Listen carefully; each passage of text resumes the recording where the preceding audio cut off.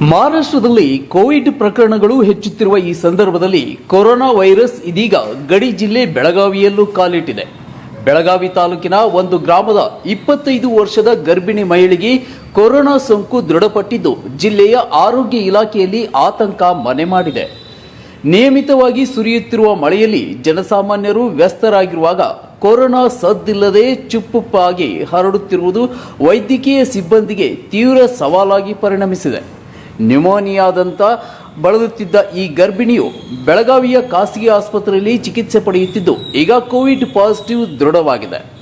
ಜಿಲ್ಲಾ ಆರೋಗ್ಯಾಧಿಕಾರಿ ಡಾಕ್ಟರ್ ಈಶ್ವರ್ ಗಡಾದಿ ಈ ಕುರಿತು ಪ್ರತಿಕ್ರಿಯೆ ನೀಡುತ್ತಾ ರಾಜ್ಯ ಸರ್ಕಾರದ ಮಾರ್ಗಸೂಚಿಯಂತೆ ಈಗಾಗಲೇ ಪ್ರತಿ ಸರ್ಕಾರಿ ಆಸ್ಪತ್ರೆಯಲ್ಲಿ ಕನಿಷ್ಠ 5 ಬೆಡ್ಗಳನ್ನು ಕೋವಿಡ್ ಚಿಕಿತ್ಸೆಗೆ ಮೀಸಲಿಡುವಂತೆ ಸೂಚನೆ ನೀಡಲಾಗಿದೆ.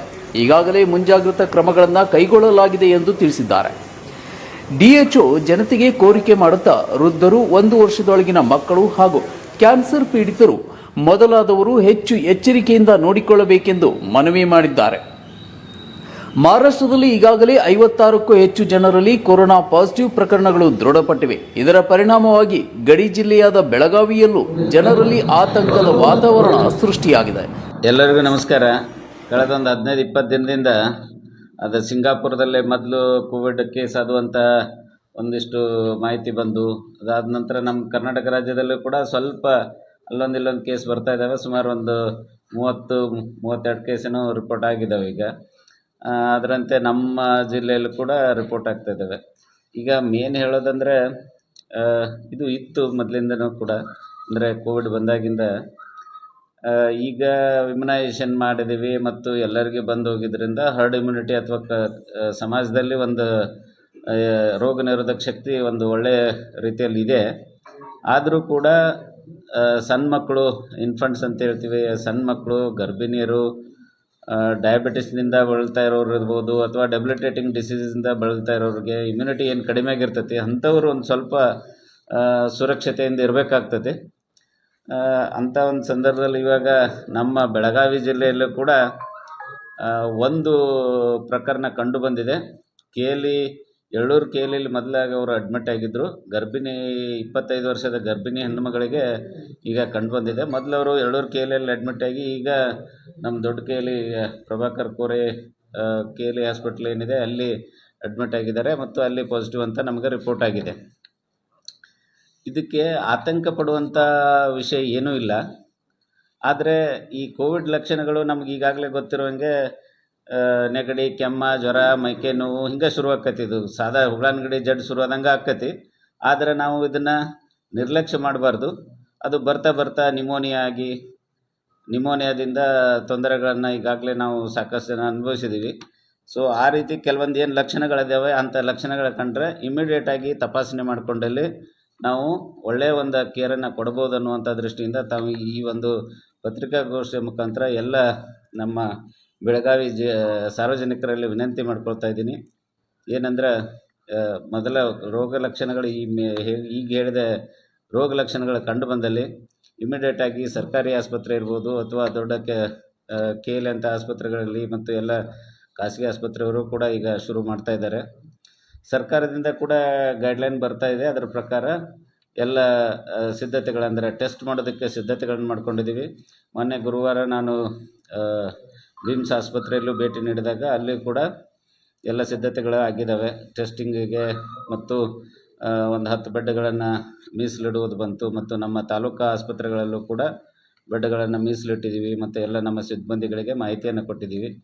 ಆದ್ದರಿಂದ ಈ ಒಂದು ರೋಗ ಲಕ್ಷಣಗಳು ಕಂಡು ಬಂದಲ್ಲಿ ತಕ್ಷಣಕ್ಕೆ ನಮ್ಮ ಹತ್ತಿರದ ವೈದ್ಯಾಧಿಕಾರಿಗಳು ಮತ್ತು ವೈದ್ಯರನ್ನು ಭೇಟಿಯಾಗಿ ಟೆಸ್ಟ್ಗಳನ್ನು ಮಾಡಿಕೊಂಡು ಸರಿಯಾದ ಸಮಯದಲ್ಲಿ ಉಪಚಾರ ಮಾಡಿಕೊಂಡಲ್ಲಿ ಎಲ್ಲರೂ ಕೂಡ ಆರೋಗ್ಯವಾಗಿರ್ಬೋದು ಅನ್ನುವಂಥ ದೃಷ್ಟಿಯಿಂದ ತಮ್ಮೆಲ್ಲರಿಗೂ ಈ ಒಂದು ಪತ್ರಿಕಾಗೋಷ್ಠಿ ಮುಖಾಂತರ ಮಾಹಿತಿಯನ್ನು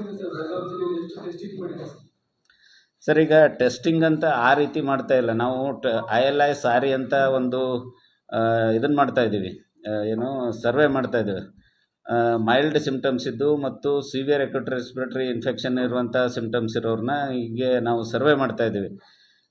ಸುಮಾರು ಈ ಕೇಸಿಗೆ ಸಂಬಂಧಪಟ್ಟಂಗೆ ಒಂದು 3 ಪ್ರಾಥಮಿಕ ಕಾಂಟ್ಯಾಕ್ಟ್ ಇದ್ದವ್ರನ್ನ ಮತ್ತು ಅವ್ರ ಜೊತೆ ಕಾಂಟ್ಯಾಕ್ಟ್ ಇದ್ದವ್ರು ಸೆಕೆಂಡ್ರಿ ಕಾಂಟ್ಯಾಕ್ಟ್ ಒಂದು 8 ಜನ ಆ ರೀತಿ ಅವರನ್ನು ಟೆಸ್ಟ್ ಮಾಡಿದ್ದೀವಿ. ಅದೇ ರೀತಿ ನಾವು ಸರ್ವೆ ಮಾಡ್ತಾ ಇದ್ದೀವಿ ಎಲ್ಲ ಕಡೆಗೂ. ಈ ರೀತಿ ಲಕ್ಷಣಗಳ ಕಂಡು ಬಂದಲ್ಲಿ ಅವ್ನು ಟೆಸ್ಟ್ ಮಾಡೋದಕ್ಕೆ ಈಗ ಇಲ್ಲಿವರೆಗೂ 8 ಟೆಸ್ಟ್ಗಳನ್ನು ಮಾಡಿದ್ದೀವಿ.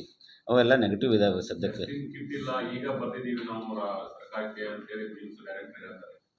ಸದ್ಯಕ್ಕೆ ಬೇಕಾಗುವಷ್ಟು ಇದ್ದಾವೆ ಈ ಟೆಸ್ಟ್ಗಳಿಗೆ. ಅವರು ಅಲ್ಲಿ ಬಿಮ್ಸಲ್ಲಿ ಕೇಳ್ಬೇಕು ಅವ್ರ ಹತ್ರ. ಅದಾವಂತ ಹೇಳಿದ್ದು ನನಗೆ ಗುರುವಾರ ಹೋದಾಗ. ಸರ್ ಈಗ ಶುರು ಇದ್ದಾವೆ, ಟೆಸ್ಟಿಂಗ್ ಶುರು ಇದೆ.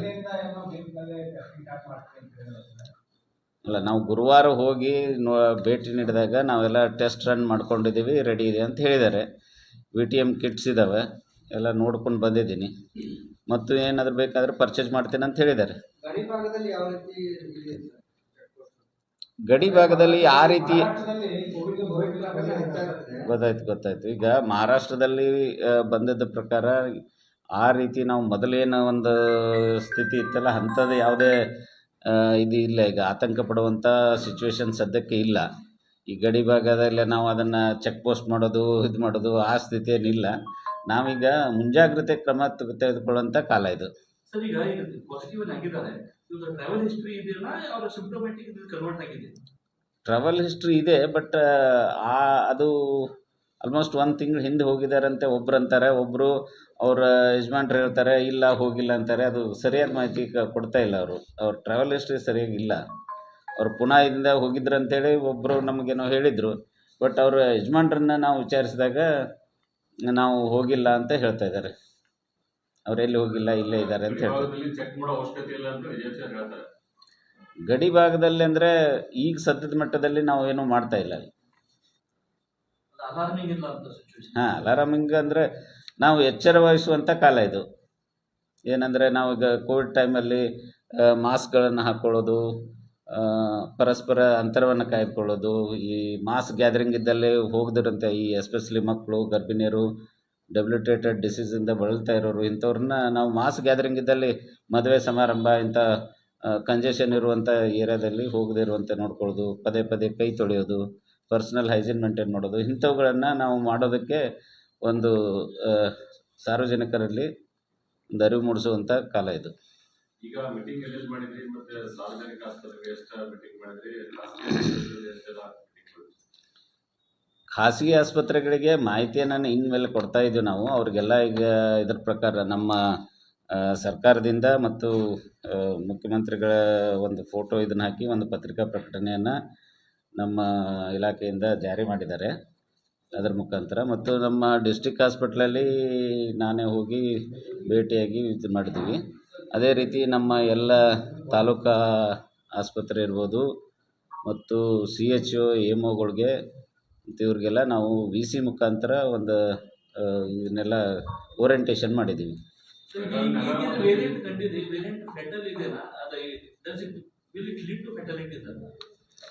ಸರ್, ಈಗ ಇದನ್ನದು ನಾವು ಇನ್ನೂ ಏನು ಟೆಸ್ಟ್ ಮಾಡಿಲ್ಲ, ಯಾವುದು ವೆರೈಟಿ ಏನು ಅಂಥೇಳಿ. ಹೀಗಾಗಿ ನಾವು ಕೋವಿಡ್ ಮುನ್ನೆಚ್ಚರಿಕೆಗಳನ್ನು ತೆಗೆದುಕೊಳ್ತಾ ಇದ್ದೀವಿ. ಇಲ್ಲಿ ಹೆಚ್ಚಿನ ಪ್ರಕರಣಗಳು ಕಂಡು ಬಂದಿಲ್ಲ. ಈಗಾಗಲೇ ನಾವು ಎಲ್ಲ ವೈದ್ಯಾಧಿಕಾರಿಗಳು ಚರ್ಚೆ ಮಾಡಿದ್ದೀವಿ, ಆಡಳಿತ ವೈದ್ಯಾಧಿಕಾರಿಗಳು ಚರ್ಚೆ ಮಾಡಿದ್ದೀವಿ. ಚರ್ಚೆಯ ಮುಖಾಂತರ ಏನಾದರೂ ಕೇಸ್ಗಳು ಬಂದ ತಕ್ಷಣ ಅಂದರೆ ಸಿಂಪ್ಟಮೆಟಿಕ್ಸ್ ತೊಂದರೆ ಆಗಿರ್ತಕ್ಕ ಬಂದರೆ ಅವರಿಗೆ ಸೋಮವಾರದಿಂದ ಟೆಸ್ಟ್ ಮಾಡ್ತಕ್ಕಂಥ ಒಂದು ನಾವು ಮಾಡ್ತಾ ಇದ್ದೀವಿ. ಒಂದು ವೇಳೆ ಹೆಚ್ಚಿನ ಪ್ರಕರಣ ಕಂಡು ಬಂದಲ್ಲಿ RT-PCR ಟೆಸ್ಟ್ಗಳನ್ನು ಮುಂದಿನ ಹಂತದಲ್ಲಿ ನಾವು ಮಾಡಲಿಕ್ಕೆ ನಾವು ಸಿದ್ಧತೆ ಇದ್ದೀವಿ. ಮತ್ತು ಯಾರೂ ಕೂಡ ಹೆದರಬಾರದು, ಮುನ್ನೆಚ್ಚರಿಕೆಗಳನ್ನು ತೆಗೆದುಕೊಳ್ಳಬೇಕು ಮತ್ತು ಗಾಬರಿಯಾಗಬಾರ್ದು ಅಂತಕ್ಕಂಥ ಸಂದೇಶವನ್ನು ತಮ್ಮ ಮುಖ ಮಾಡ್ತಾರೆ. ಈಗ ಎಷ್ಟು ಬೆಡ್ಗಳ ವ್ಯವಸ್ಥೆ? ಸೊ ಈಗಾಗಲೇ 10 ಬೆಡ್ಗಳನ್ನು ಮಾಡಿದ್ದೀವಿ. ಮುಂದೆ ಅವಶ್ಯಕತೆ ಬಿದ್ದರೆ ಹೆಚ್ಚಿನ ಒಂದು ಬೆಡ್ಗಳನ್ನು ಕೊಡ್ತಕ್ಕಂಥ ವ್ಯವಸ್ಥೆ ಕೂಡ ಮಾಡ್ತೀವಿ. ವರದಿ ಯಾಸಿನ್ ಕಿತ್ತೂರ್, ಅಸದ್ RJ. ಎಲ್ಲರಿಗೂ ನಮಸ್ಕಾರ. ಮುಂದಿನ ಸಂಚಿಕೆಯಲ್ಲಿ ಸಿಗೋಣ. ದಯವಿಟ್ಟು ನಮ್ಮ ಹಾಯ್ ಮಲಪ್ರಭಾ ಯೂಟ್ಯೂಬ್ ಚಾನಲ್ಗೆ ಸಬ್ಸ್ಕ್ರೈಬ್ ಮಾಡಿ.